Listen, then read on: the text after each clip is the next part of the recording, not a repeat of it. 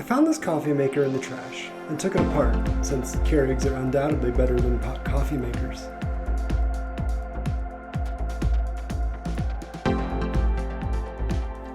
I was amazed at how many pieces go into the body of the machine.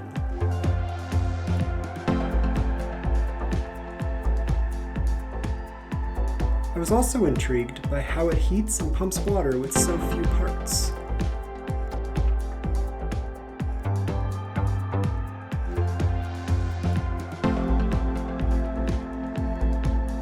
One heating element heats the plate that the pot sits on and the pipe that the ambient water flows through.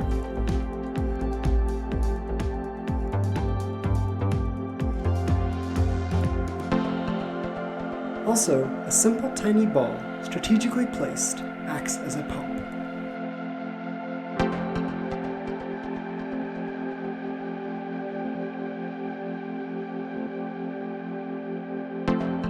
When the water is heated, it expands past the ball, and when it cools, it is prevented from flowing backwards.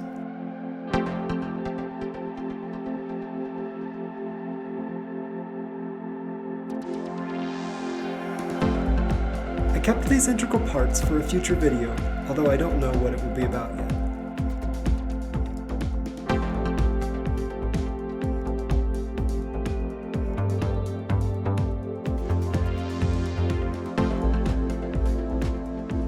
Thanks for watching!